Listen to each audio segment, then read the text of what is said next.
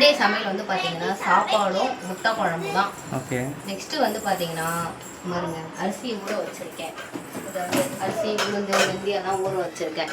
இதெல்லாம் வந்து பார்த்தீங்கன்னா ஈவினிங்காக வந்து அரைக்கணும். ஏன்னா பசங்களுக்கு வந்து இட்லி தோசை தான் அவங்களுக்கு. அந்த இட்லி தோசை மாவு நம்மளுக்கே இல்லைனாவே அந்த வீக்கு போகிறதே ரொம்ப கொஞ்சம் கஷ்டமாயிடும். ஸோ டக்குனு நம்ம தோசை ஊற்றி கொடுத்துடலாம், இட்லி ஊற்றி கொடுத்துடலாம். அந்த மாதிரி ஊற வச்சுருக்கேன். ஈவினிங்காக தான் அரைக்கணும். நான் காமிக்கிறேன் வீடியோவில்.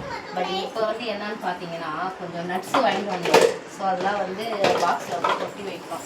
பாருங்க நைட்டே வந்து பாக்ஸ் எல்லாம் கழுவி காய வச்சிட்டேன். ஸோ எல்லாத்தையும் வந்து இப்போ குட்டி எப்பயும் சண்டேனாவே நம்ம எல்லாத்தையும் ரெடி பண்ணி வச்சாங்கன்னா நம்மளுக்கு ஒர்க்கிங் டேஸில் ஸ்கூல் டேஸில் வந்து பார்த்திங்கன்னா கொஞ்சம் ஈஸியாக இருக்கும். எப்படின்னா காலையிலே நம்ம ஒரு எல்லாத்தையும் வந்து ப்ரிப்பராக ஒர்க் பண்ணி வச்சோம்னா நம்மளுக்கு ஒர்க்கிங் டேஸுக்கு கொஞ்சம் மைண்டு ஃப்ரீயாக இருக்கும். பாருங்க காமிக்கிறேன். என்னென்ன வாங்கியிருக்கீங்க?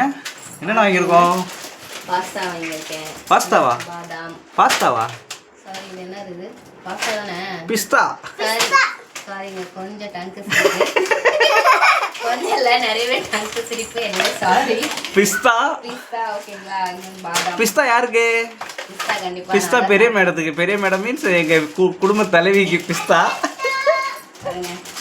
எல்லாம் வாங்கி வச்சிட்டோம். பாதாம் முந்திரி வந்து பெரிய பாப்பாவுக்கு சின்ன பாப்பாவுக்கு ப்ளஸ் வந்து அந்த கிஸ்மிஸா அது பேர் என்ன கிஸ்மிஸா திராட்சை உலர் திராட்சை அது வந்து சின்ன பாப்பாவுக்கு ரொம்ப பிடிக்கும்.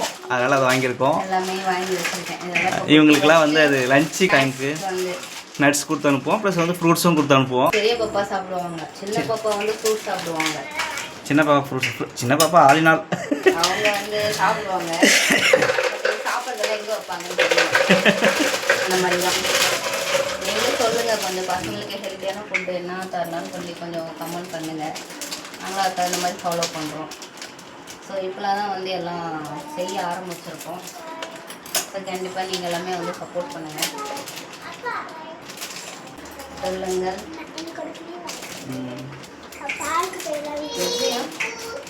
ஹெல்த்தி ஃபுட்டு காட்டுங்க.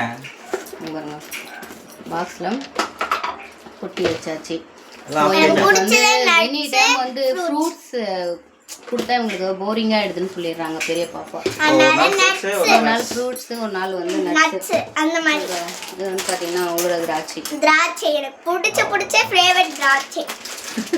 என்ன மேடம்? எனக்கு பிடிச்ச ஃபேவரட் திராட்சை தான். ஃபேவரட்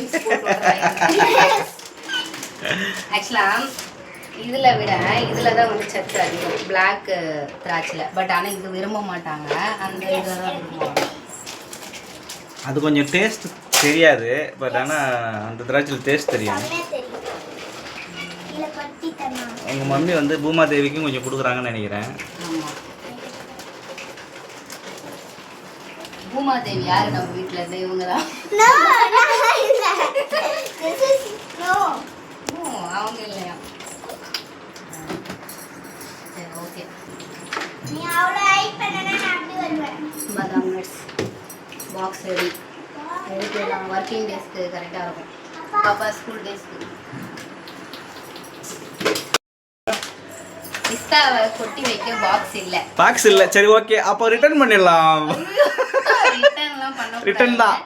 பாக்ஸ் இல்லையா? அங்கே பாக்ஸ் இருக்கு எடுக்கணும். அதை எடுத்து வாஷ் பண்ணி கொஞ்சம் காய வச்சுட்டு அதுக்கப்புறம் என்ன வாஷ் பண்ண போறீங்க? பாக்ஸ் இல்லைன்னா அதிலே வச்சிங்க. ஸோ இதில் கூட வச்சு கூட நம்ம வேணாம் வந்துடும், எறும்பெல்லாம் வந்துடும். சரி பாக்ஸ் இல்லைன்ட்டீங்க, ரிட்டர்ன் பண்ணிடுற விடுங்க.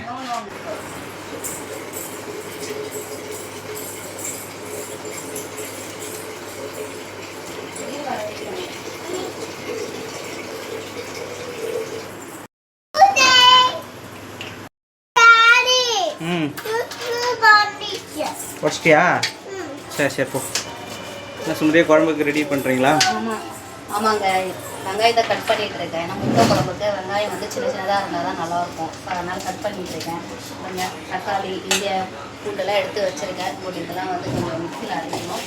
ஸோ இப்போக்கே வந்து பார்த்திங்கன்னா வெங்காயத்தை மட்டும் கட் பண்ணிட்டு இருக்கேன். ஸோ நான் குழம்பு கூட்டும் போது உங்களுக்கு பாருங்கள் சாதம் வெந்துட்டுருக்கு. முட்டை வந்து ரெடியாக வேக வச்சுட்டேன், பாயில் பண்ணி வச்சுருக்கேன். ஸோ எல்லாத்தையும் வந்து ஃபைனலாக உங்களுக்கு வந்து நான் வந்து காமிக்கிறேன். ஓகேங்களா? எண்ணெய் ஊற்றி கொஞ்சம் என்ன சொல்கிறது லவங்கம் இதெல்லாம் கொஞ்சம் போட்டிருக்கேன். பட்டை லவங்கம் அப்படி சொல்லுங்க. பட்டை லவங்கம் ஸோ இதெல்லாம் போட்டிருக்கேன். இப்போ வெங்காயம் வந்து வதக்கிட்டு இருக்கேன். இப்போ வெங்காயம் நல்லா வதங்கினோடனே பாருங்கள், இஞ்சி பூண்டு பேஸ்ட்டு போடுறத விட இந்த மாதிரி இஞ்சியும் பூண்டும் சின்னதாக நசுக்கி போட்டிங்கன்னா இன்னும் குழம்புக்கு நல்ல ஒரு வாசனையாக இருக்கும். ஸோ நல்லாவும் இருக்கும், டேஸ்ட்டாகவும் இருக்கும். நீங்கள் ஒரு டைம் ட்ரை பண்ணுங்கள். ஏன்னா மோஸ்ட் ஆஃப் எல்லாம் இஞ்சி பூண்டு பேஸ்ட்டு தான் போடுறாங்க. ஸோ நானும் அந்த மாதிரி தான் போட்டுட்ருந்தேன். இப்போ வந்து சேஞ்ச் பண்ணிட்டேன். ஸோ இதெல்லாம் நசுக்கி போட்டால் கொஞ்சம் நல்லா இருக்குது. ஸோ நீங்களும் அந்த மாதிரி ட்ரை பண்ணி பாருங்கள். பார்த்துட்டு எனக்கு சொல்லுங்கள் கமெண்ட்ஸில். ஓகேங்களா? கழுவுறதுலாம் இனிமேல் தாங்க கழுவணும். பாருங்கள் முட்டை குழம்பு எப்படி இருக்குன்னு பாருங்கள். வாவ் சூப்பராக இருக்குது. ஸோ இதுதான் இன்றைக்கி எங்களுக்கு ஒரு சண்டே ஸ்பெஷலு. நெக்ஸ்ட்டு வந்து பார்த்தீங்கன்னா குழம்பு ரெடி. முட்டை குழம்பே சண்டே ஸ்பெஷலா? நெக்ஸ்ட்டு வந்து பார்த்தீங்கன்னா வந்து சுட சுட சாப்பாடு, ஆவி பறக்க பறக்க சாப்பாடு. ஸோ வந்து நேற்று வச்சு ரசம். ஆமாம், இதாக வச்சு இன்றைக்கி ஓட்டலான்னு சொல்லிகிட்டே இருக்கோம். ஸோ வந்து நெக்ஸ்ட் இதெல்லாம் பார்க்கலாம். இதான் பாத்திரம்லாம் கழுவியாச்சு. ஸோ நெக்ஸ்ட் விழாவில் பார்க்கலாம். பாய்.